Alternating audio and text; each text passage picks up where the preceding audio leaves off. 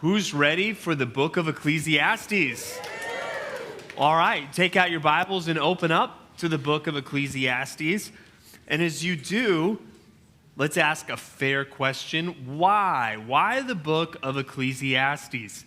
And if I'm being honest, it's a question I've been asking myself a few times over the last few weeks, especially as every commentary I open basically says, Ecclesiastes is a really hard book. I'm thinking, I got to pick this. Why did I do this? Well, let me tell you why we picked this book, which can be difficult, as you'll see at moments, and in some ways is something of a more obscure book of the Bible. I mean, the New Testament isn't filled from cover to cover with quotes from Ecclesiastes. It's not as well known. It's not as famous. But what I think we're all going to find as we get into the book of Ecclesiastes is you're going to be amazed at how relevant this book is for today. And I don't know if I could find a more relevant book of the Bible for right here, right now, in the year 2022, even for right here in the Treasure Valley, a place that is experiencing so much change and so much growth. This is a book that we need. And I think you're going to start to see that even as we begin today. What I wanted to do, what I kind of set out to do today was to give something of an overview message for the whole book. When we started the Gospel of John, for those of you that were here with us, that's what we did when we started that. And just to be clear, I'm anticipating Ecclesiastes taking us a little less time than the Gospel of John. We spent about 2 years in the Gospel of John. I think we'll spend about the next 15 to 16 weeks in the book of Ecclesiastes. But as I set out to do that, I started to realize as I was kind of reading through the whole book, I can't really introduce the book without digging into these first 11 verses. And then as I dig into the first 11 verses, I'm like, well, we can't really dig into the first 11 verses without giving you a little bit of a sense of the whole book.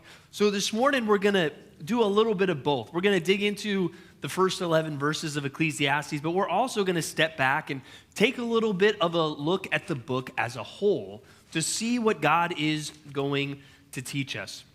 Because as you see, if all we did was look at the first 11 verses today, you would probably leave here being, wow, I never knew church could be so depressing. And you'd be scratching your head, and Ecclesiastes is going to do that to us. But let's look at these first 11 verses, and let's dig into them and take a little bit of a preview of the book of Ecclesiastes today. Ecclesiastes chapter 1, verse 1. The words of the preacher, the son of David, king in Jerusalem. Vanity of vanities, says the preacher. Vanity of vanities, all is vanity. What does man gain by all the toil at which he toils under the sun? A generation goes, and a generation comes, but the earth remains forever. The sun rises, and the sun goes down, and hastens to the place where it rises. The wind blows to the south, and goes around to the north. Around and around goes the wind, and on its circuits the wind returns. All streams run to the sea, but the sea is not full. To the place where the streams flow, there they flow again. All things are full of weariness. A man cannot utter it. The eye is not satisfied with seeing, nor the ear filled with hearing. What has been is what will be, and what has been done is what will be done. And there is nothing new under the sun. Is there a thing of which it is said, see, this is new? It has already been in the ages before us. There is no remembrance of former things, nor will there be any remembrance of later things yet to be among those who come after. So you can see a sense of what I was telling you about these verses. But to start, you just look at verse 1, and we get introduced to the author of the book. It says it's the words of the preacher. That's an interesting Hebrew word. It's hard to translate. Maybe a more literal translation would be the assembler, somebody that assembles a group of people to speak to them. And then he says the son of David, king in Jerusalem, which leads to what I think is the best understanding, that this book was written by King Solomon, the son of David, king in Jerusalem. And someone that, we see as the author of Proverbs, involved in wisdom literature, which we'll come back to. And as you know from the life of King Solomon, there was a period of time of wisdom and great success in building the temple and honoring God, but also we see Solomon stray from God through his foreign wives and be influenced by idolatry. But this does rightly seem to be a book that is written at the end of his life, reflecting on the wisdom that God had taught him, but also bringing into light some of his own failure and processing life as a result of that. But even Solomon does not identify himself clearly with his name, and the author of the book isn't the most important thing, because what you're going to see is this assembler, who I think is Solomon. The arguments he's going to make stand for themselves, and you're going to see that they are pretty powerful. And as we get into Ecclesiastes, we need to realize we're dealing with a part of the Bible that is known as wisdom literature. This is very different than the Gospel of John. This is not a narrative telling us about the events or the teachings of Jesus. For those of you that have been here at the church from the beginning, this is not Colossians. This is not the Apostle Paul, very straightforward. This is who Jesus is, and this is what you need to do. No, it's a very different kind of literature. It's more like the book of Proverbs, and even we'll see, even some in verses 1 through 11 and elsewhere in the book, that there are actually Proverbs, verses that are just those short, pithy statements that express truth, but also they kind of get into your brain and they make you think. And in some ways, this wisdom literature can be a little more enigmatic. There's going to be times where you're like, is he contradicting himself? But when you put it all together, you realize, no, he's not, but he is really trying to make you think. He's not just telling you necessarily what's what. He's really trying to come at it from every angle and make you kind of pause, make you scratch your head, make you stop and contemplate what it is that he is talking about. And if all we had was the first 11 verses, or even just the book of Ecclesiastes, that would be a head scratcher. But we have the rest of Scripture, and we'll connect things to the rest of Scripture. But what we're going to see here in Ecclesiastes is God's word. We're going to see God's wisdom in this book. And we're going to start in these first 11 verses. And if you are not familiar with Ecclesiastes, or a lot of these things seem foreign to you, I bet you have heard Ecclesiastes 1 verse 2 before. Look at it again. Vanity of vanities, says the preacher. Vanity of vanities, all is vanity. Have you heard that before? I think most of you, I'm seeing some nodding heads. You've heard that before. That's going to be a key concept, a key idea in the book of Ecclesiastes. And we got to start even by addressing, what is this talking about? What is that word? Vanity of vanities. Because a lot of people want to say, well, what that means is, meaningless. That's the idea of vanity. Everything is meaningless. Life in this world, it's all just meaningless. And actually, Ecclesiastes is the work of just a very pessimistic, very cynical author. And I don't think that's true about the meaning of that word, and I don't think that's actually true about the message of the book of Ecclesiastes. What does that word vanity mean? And if you have the English Standard Version, it actually gives you some help through a footnote at the bottom of the page, and it tells you that this is the Hebrew term hevel. Translated vanity or vain refers concretely to a mist, vapor, or mere breath, and metaphorically to something that is fleeting or elusive. Right? That's the idea. The idea of that word is not, well, everything is just meaningless. No, it's actually a word that literally means mist or vapor or mere breath. So there's a few pictures I want to come into your mind every time as we go through Ecclesiastes, as we come across this word, mist, vapor, mere breath. It's January. We're kind of in the middle of winter, so cold season maybe for you or for your kids. You've been working that humidifier at your house a little bit. And what comes out of the top of there? Mist. And you see it just kind of churning out of the humidifier, or maybe you're using a diffuser for some oils, and you just see that mist just coming out of there. And you see it, and then it's gone. Or you think of blowing out a candle, right? That's one of my favorite smells in the world, a candle, right after it's been blown out, right? And then you don't see the smoke while the candle's burning, but you blow it out and boom, there's the smoke and there it is, and then it's gone.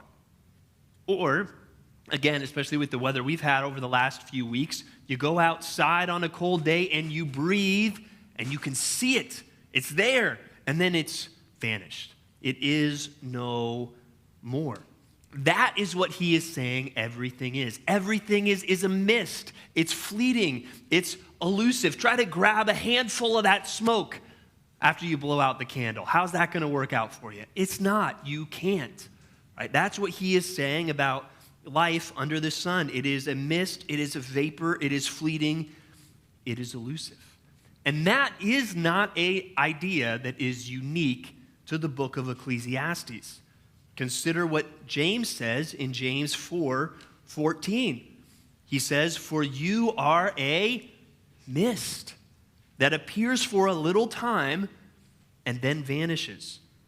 Psalm 39, 2 different places, says that all mankind is mere breath. And that's actually the same Hebrew word, hevel, as we see here in Ecclesiastes. All mankind is mere breath. He's introducing this whole book by 5 times in one verse using that word to describe life, to describe everything. It is a mist. A pretty strong statement about the fleeting nature of our lives. So put this down for point number 1. Accept the brutal realities of a vaporous life. And really what you're going to see in these first 11 verses, Solomon is trying to give us a shock to the system. He's trying to say, hey, listen up, everybody. I'm going to put some brutal realities. This is just the truth. This is the way it is. Listen up. And we're going to see 4 different realities that Solomon is not pulling any punches as he opens this book. Look at verse 3. It says, "What does a man gain by all the toil at which he toils under the sun?" The Hebrew word there for gain has the idea of having something left over.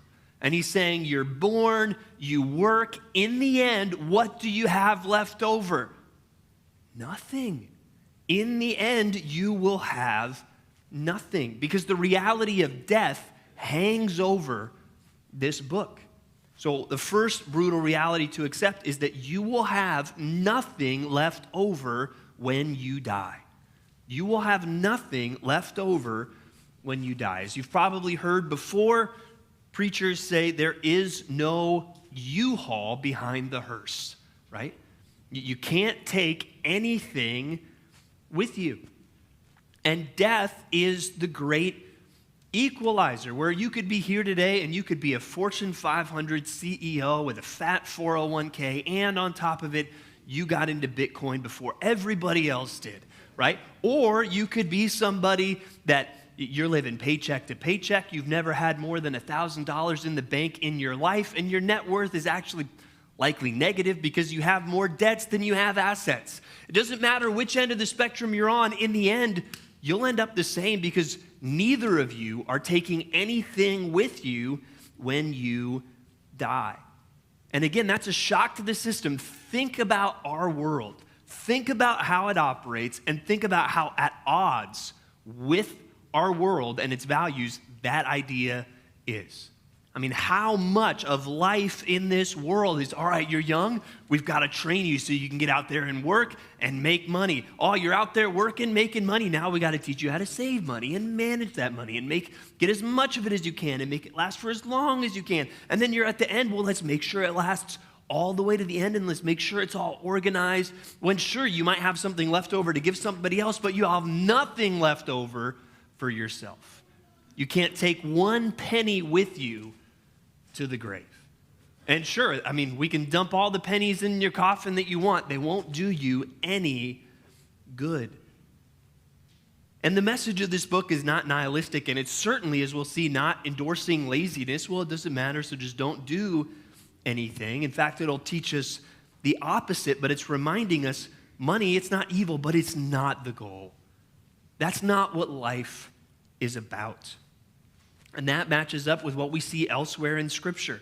Consider what Jesus taught in Luke 12:15, where he says, "Take care and be on your guard against all covetousness, for one's life does not consist in the abundance of his possessions." He's saying, guys, there's so much more to your life than what you own or what you possess. And that's when he goes on to tell the story of the rich fool, which you'll remember. The rich fool, he kind of he has a bumper crop. Everything seems to be lining up. And he says, all right, I'm going to tear down my old barns and build new ones. And I'm going to fill them and I'm going to be set for life. And I can just relax the rest of my time. And God says, you're a fool because you're going to die tonight. What good is all of that wealth going to do you? But that is what he starts the book of Ecclesiastes by reminding us of. Hey, this whole life that we often just think about, it's about getting and acquiring more stuff. You're not taking any of it with you. You won't gain anything in this time under the sun. In the next section, in verses 4, especially through 7, he's going to talk about some of the cycles that happen in our world that we cannot stop. Look at verse 4 again. A generation goes and a generation comes, but the earth remains forever. It speaks of generations coming and going. And even in our culture, we've come up with names for generations. We call generations like the baby boomers. We got any baby boomers here this morning? I got some words for you baby boomers. I've got good news and I've got bad news for you. And if you're like me, let's always start with the bad news. And of all kind of the shocking statements what we might hear this morning, this might be the most shocking and frightening of all of them, okay? Baby boomers, are you ready for this? My generation, the millennials, we're going to run the world someday. I'm a millennial, and I'm frightened by that, right? That's a terrifying thing. But the good news, baby boomers, is you probably won't be around to see much of that. That's just the brutal reality that Ecclesiastes is trying to accept. And then it's going to speak to me and say, hey, your generation is going to come, and your generation is going to go, but the world is going to keep on moving. The earth remains forever. Or then verse 5 speaks of the sun. The sun rises and the sun goes down. How often does that happen? Every single day. And it's a sure thing. And since these words were written, it's happened about 1 million times. Are you going to be able to stop that? No. The sun will rise and the sun will set and it will return to the place where it rises. Verse 6 speaks of the wind. The wind never arrives at its destination. The flags are going to keep fluttering. And sure, there may be some calmer days, but the jet stream keeps moving, the weather patterns keep moving through, and the wind keeps blowing. And then verse 7, it speaks of the streams running to the sea, right? We've got the Boise River here in town. We've got the Snake River close by. They all kind of join up and they make their way to the ocean, but the ocean is never full. All of you or us that moved here from Washington and Oregon and California, when you get the courage to go back and you go to the beach again, guess what? It's going to be right where you left it, right? It's not going to have moved at all. The rivers flow, but the ocean's still there, and the rivers, they don't empty. They keep flowing. You cannot change these things. The second brutal reality is you will not change as much as you think. You will not change as much in this world as you think. And that might not be the most inspiring thing to say, especially in a middle school of all places, where if we took down the pipe and drape, you'd see all these motivational phrases taped to the wall behind us, where we want to tell people, hey, you can do whatever you set your mind to. Get out there and change the world. When Ecclesiastes is saying, no, the brutal reality is you won't change the world and you can't. No matter what you do in this life, another generation is going to come. The sun is going to rise and set. The wind is going to keep blowing, and the rivers are going to keep flowing. And there's nothing you can do about it. And that doesn't mean we can't do anything, and there's no positive impact that our lives can have, but it's a call for realism and a reminder that none of it will change the world as it is. Verses 8 and 9 speak more to this. Verse 8, all things are full of weariness, and then it uses this parallelism in these next three phrases. A man cannot utter it, the eye is not satisfied with seeing, nor the ear filled with hearing. And that's kind of going back even to this idea of the rivers keep flowing and the winds keep blowing, basically saying, well, people, they're going to keep talking, but they're never going to stop. They're going to keep listening, but your ears will never be full, and your eyes will keep seeing, but you'll never stop that either. That the human experience is just going to keep continuing, ultimately so much so that we can say in verse 9, there is nothing new under the sun. Whether it's nature, whether it's the human experience, it all keeps going, and there is ultimately nothing new. And you might say, well, no, there's definitely some new things. I don't think King Solomon knew about the iPhone that I'm carrying around in my pocket, right? That was announced 14 years ago today, right? That's new. Well, really? Because before it was the iPhone, it was the telephone. And before it was the telephone, it was the telegram. And before it was the telegram, it was, the printing press. And before that, it was smoke signals or whatever. There's always been innovation. There's always been, some kind of new technology. But does any of that really change the world and how it works? Does any of it really change the human experience? I mean, especially as this book is talking about and ultimately going to get you your sense of satisfaction or even your enjoyment in life. Is that technology really making us happier, more fulfilled people? No. In fact, there's a lot of ways technology seems to be making us less that way. There is ultimately nothing new under the sun, and that's the third reality I want you to write down. Something new won't satisfy. Something new won't satisfy.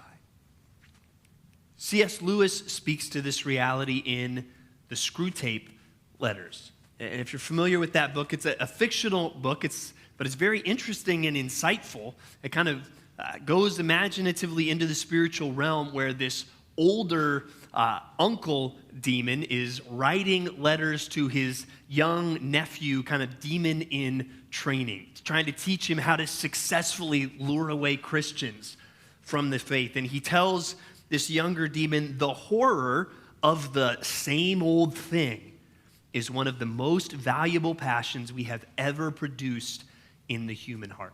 Sam, and we want people to be really terrified of just routine and the same old thing and doing the same old thing.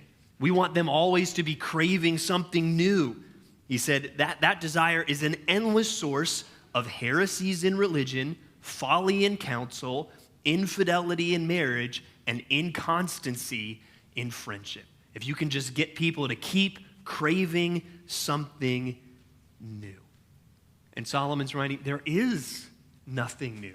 There's nothing really that'll change your life that no one else has experienced before. The sun will keep rising, the sun will keep setting, a generation will come, a generation will go. People will keep talking, people will keep seeing.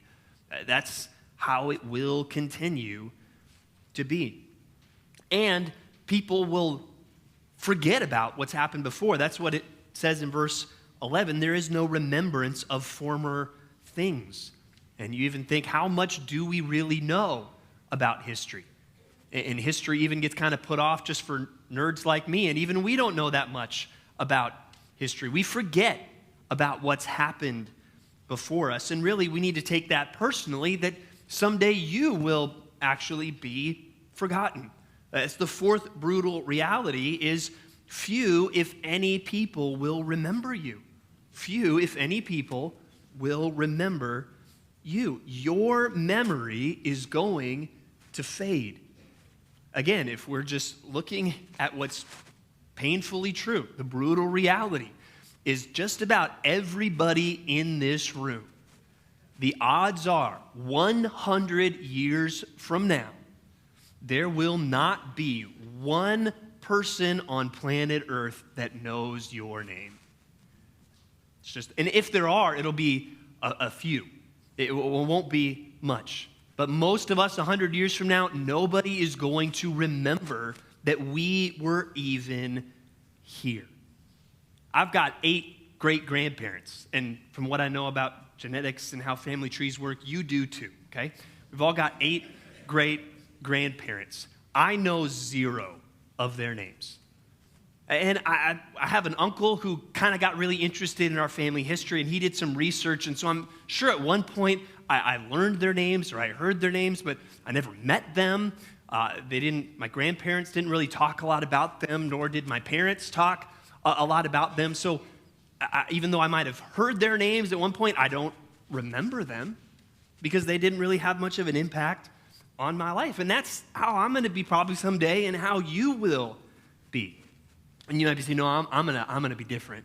I'm going to really make an impact. I might make something out of my life. I might be somebody, and then people will remember me. Okay. Who was president of the United States 100 years ago today? Do you even know?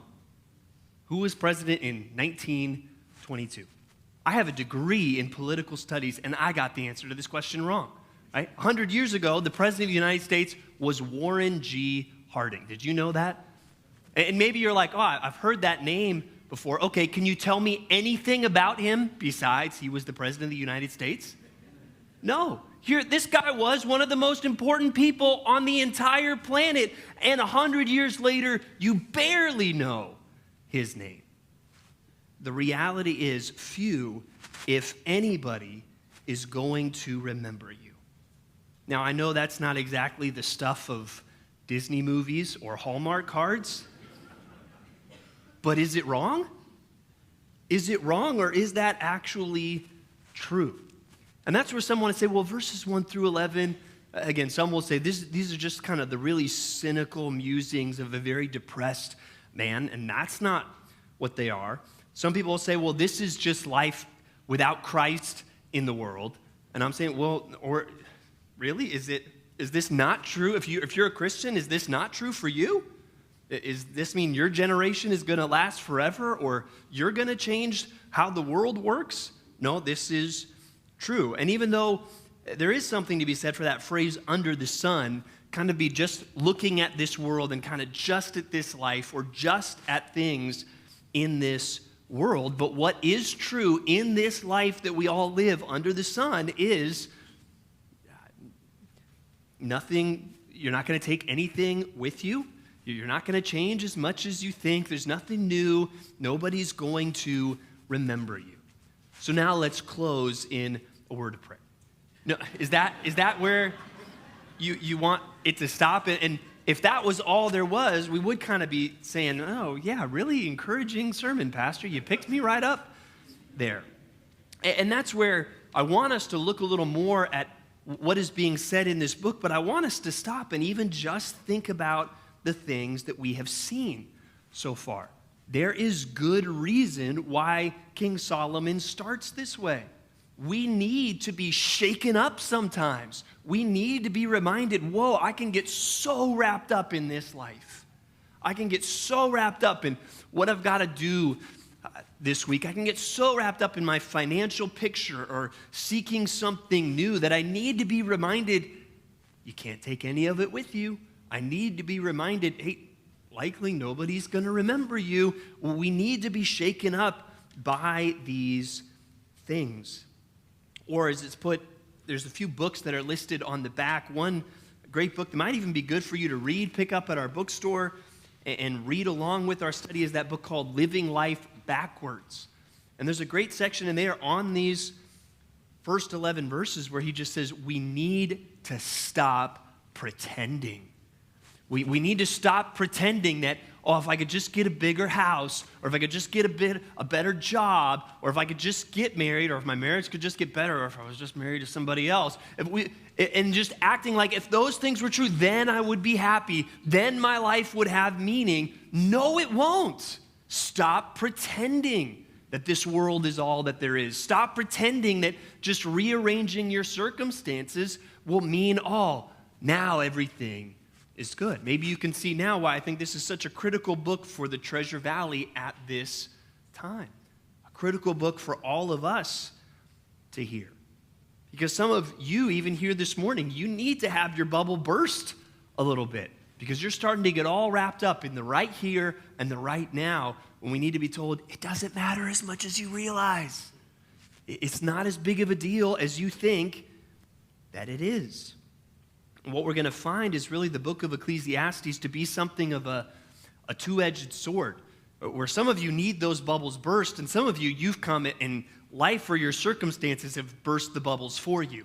And they've reminded you, and you come in here saying, man, my life is not going well, and I know that there's not meaning here like I want there to be. And we're going to see Ecclesiastes is going to encourage you and build you up. But that's why these first 11 verses are so essential to setting up the rest of the book, because basically the question we're going to ask is, because all of this is true, because I can't take anything with me, because I can't change the world, because nobody's going to end up ultimately remembering me, how then shall we live? How do we live? If we realize life is a mist, life is a vapor, how can I actually live in a way that honors God in it? How can I, as we've decided to entitle this series, get the most out of the mist?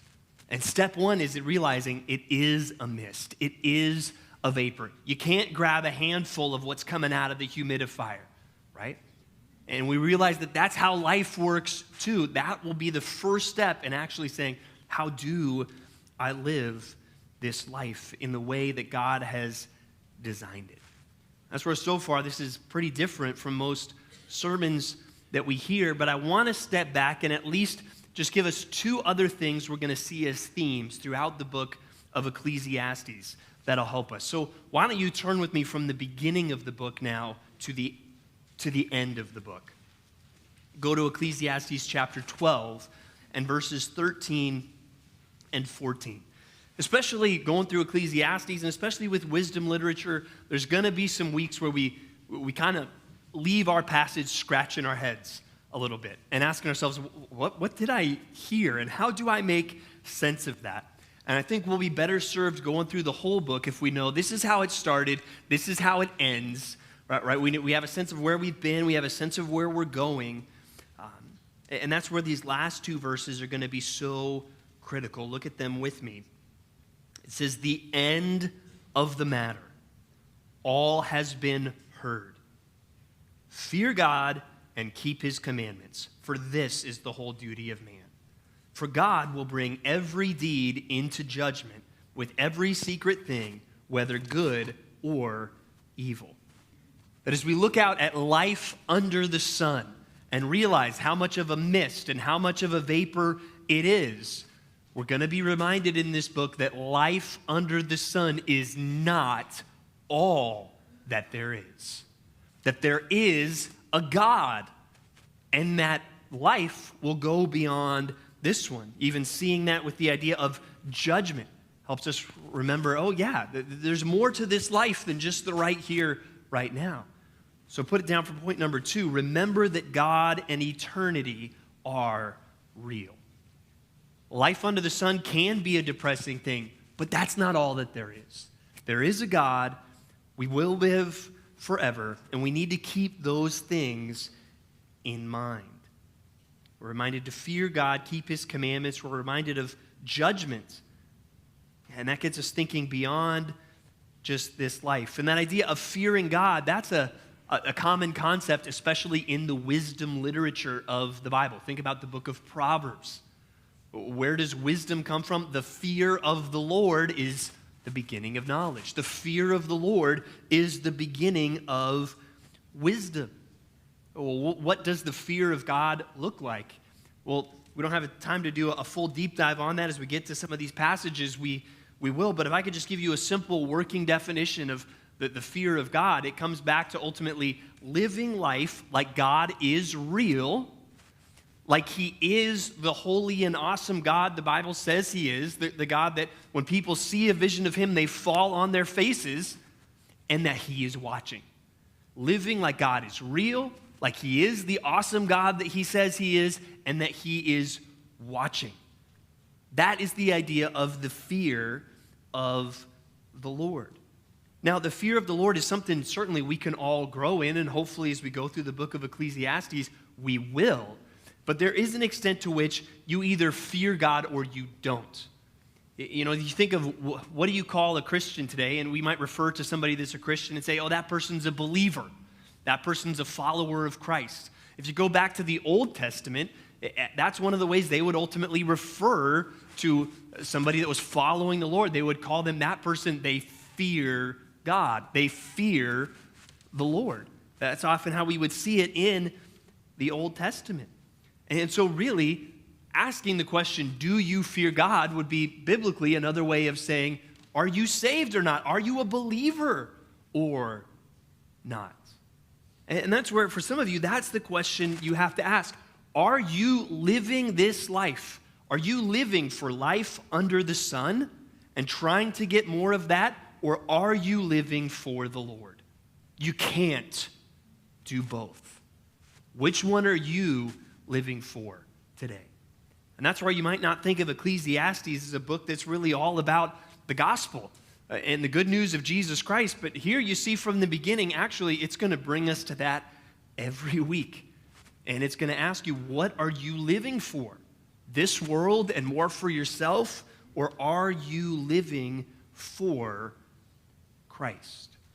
And it's trying to start with these brutal realities, saying, hey, if you're not living for God, if you're not fearing God, there's ultimately nothing for you, because this life is a mist and it will be over before you know it.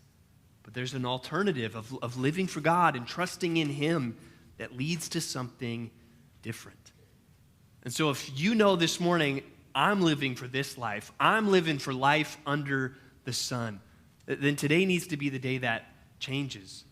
Today needs to be the word you experience some of the words we see more of in the New Testament, the idea of repentance or turning from that way of living and faith, trusting in this God of this world, of the world, trusting in Jesus Christ and what He has done, because He's the only one that's lived the perfect and the wise life. And He did it for our sake, that we might be forgiven. And He died on the cross for our sin, and He rose again. Have you put your trust in Him? Or are you still just trying to grab more fistfuls of the mist of this world? And for all of us, this book is going to do a lot to encourage us and a lot to set our perspective on the right things. It's going to remind us of even things that Jesus said. I mean, today, how can it not remind us of what Jesus says in Matthew chapter 6, verses 19 to 21, when He says, do not lay up for yourselves treasures on earth, where moth and rust destroy and where thieves break in and steal, but lay up for yourselves treasures in heaven, where neither moth nor rust destroys and where thieves do not break in and steal. For where your treasure is, there your heart will be also. Right? Jesus is talking about the same things as the book of Ecclesiastes. Treasures in this world, not so much, guys. But the good news is this world is not all there is. Lay up treasures in heaven. Or 1 Corinthians, verse 58, will use a word that we've seen in our passage this morning and help us give us perspective of even about serving the Lord. It says in 1 Corinthians 15:58, therefore, my beloved brothers, be steadfast, immovable, always abounding in the work of the Lord, knowing that in the Lord your labor is not in vain. Ultimately, so much of the toil and the labor we do in this world will ultimately not end up meaning much, but the labor for the Lord, He's saying that is not vanity. That is not just mist. That has an effect for eternity. And so even as you think about things like serving Christ or serving the church or encouraging other believers or sharing your faith with the lost, Scripture is trying to remind you that those are things that will have an effect beyond this life under the sun. And be encouraged, keep going, because not everything is vanity. I'm reminded in this passage just of the words of a guy named C.T. Studd. And if you've never heard of him, he was a really famous cricket player. And I don't know about you, but cricket still makes no sense to me. And I'm a sports guy. I watch golf for fun on TV, for crying out loud. But still, cricket, the rules, I don't even begin to understand what's going on in a cricket match. But there's a lot of the world that cricket's a big deal. And C.T. Study lived a long time ago and more in kind of the English, world influenced by England and the British Empire. Cricket's a big deal, so he was a big deal, but he left all of that behind to go and be a missionary. And you may never heard of C.T. Studd before, but I'm guessing more of you have heard the line from a poem that he wrote, where he said, "Only one life 'twill soon be past, only what's done for Christ will last." And that's going to be another thing that the book of Ecclesiastes reminds us. This life, it's going to be over before you know it. But there are things of eternal value in this world. And what's done for Christ, that will last. So even as we go through the book of Ecclesiastes, then there will be some weeks where you're like, whoa, what is this saying and how does this motivate me? Keep those ending verses in mind. There is a God. There is eternity. And that should broaden our perspective beyond just life under the sun. There's one more theme that I want to introduce you to, because at this point you might be thinking, wow, church is going to be really depressing for the next few months. But what I want you to see is actually the book of Ecclesiastes will not be that way if we understand it correctly. Third point, and kind of the other theme I want to introduce you to, is learn to live with contentment and joy. Learn to live with contentment and joy. No, Ecclesiastes should not depress you. If it depresses you, you have to ask yourself, am I just living for life under the sun?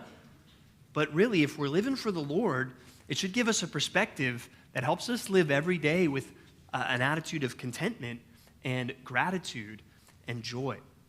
Look at these verses. Go to the end of chapter 2, verse 24. Lord willing, we'll be able to study these verses more in depth next week, but you're going to see this actually becomes a refrain that's repeated again and again throughout the book of Ecclesiastes.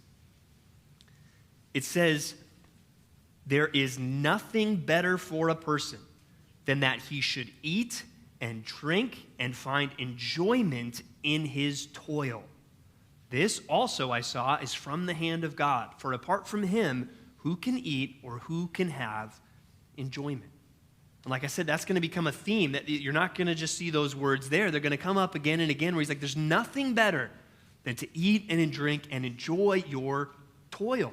So instead of, well, there's nothing to be gained from the toil, so I'm just going to give it up. That's not the message of the book of Ecclesiastes. It's, no, enjoy that toil that God has given to you. Or, let's look at chapter 11. And if there's any young people or high school students or college students in here, get a load of this. Yes, the Bible actually says what I'm about to say. Look at it for yourself in Ecclesiastes 11, verse 9. It says, "Rejoice, O young man, in your youth, and let your heart cheer you in the days of your youth. Walk in the ways of your heart and the sight of your eyes. But know that for all these God will bring you into judgment." It's telling young people right there, hey, young people, go have fun. See something you want to do? Go do it. Now, remember, this isn't just, hey, go fulfill all your sinful pleasures. No, remember that there is a God who is watching and seeing all these things, but there are so many things that God has created in this world that are good. Go out and enjoy that. That's actually something right there in the Bible. So no, the message of Ecclesiastes is not killjoy. It's actually something that should create contentment. The point of Ecclesiastes is not that we'll all be transformed into spiritual Eeyores, well, there's nothing new under the sun. And, well, I'm not going to have anything left over. Nobody's going to remember me. Another great Sunday at church, right? That's not the point. It's actually going to teach us, hey, yes, there are some brutal realities in this life, but when you accept them, you'll actually learn to enjoy what God has put in front of you. And that's where, even if I could just share personally, especially as a young person, the book of Ecclesiastes did more to change my life than any other book of the Bible. If you look at the other books on the back, one of them is a small commentary on the book of Ecclesiastes called Be Satisfied. And I kind of met the book, really encountered the book of Ecclesiastes for the first time as a junior in high school. and I was meeting every week with my youth leader. We'd get breakfast at Taco Cabana there in San Antonio, Texas, and we would talk about God's word. And one day he showed up with that book, Be Satisfied, and he said, hey, let's go through the book of Ecclesiastes together. And it was something that I needed, because if one of the themes is learn to live with contentment and joy, I was not content. I was not joyful. At that point in my life, frankly, I was wishing I was somewhere else, doing something else with somebody else. And God used this book to help me see that's a bad way to live. And more than that, it's actually not a godly way to live. It's not a wise way to live. And I know there's got to be some people in this room this morning that if you were being honest, you would say, I wish I was somewhere else doing something else with somebody else. And you need to be told that's not a wise way to live. That's not a godly way to live. There's a better way to live. And the book of Ecclesiastes is going to show you that. And the point is not some hedonistic, well, hey, this life is short, so just get out there and just grab all the pleasure that you can. No, we'll see that next week. No, that's vanity. That ain't it. That's not the answer. But we'll see it gets to really life and even our toil and our work, it is a gift. And accept that you can't control it, accept that there's so much that you can't change, and learn to enjoy it as the providence of God, as the goodness of God, as a gift from God. This book really changed my life, and I'm praying that God uses it to change yours as well. And even though it'll force us to really accept some brutal realities that might not feel comfortable, as we accept those things and see God's wisdom in those things, I hope we truly learn to get the most out of the midst of this life that we live. Let's pray together.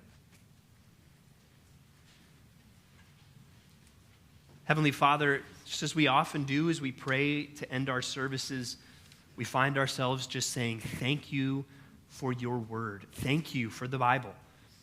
And even as we pivot from something like the Gospel of John to something that seems so different in the book of Ecclesiastes, we thank you that your word is good, that we will never open it up and come away empty.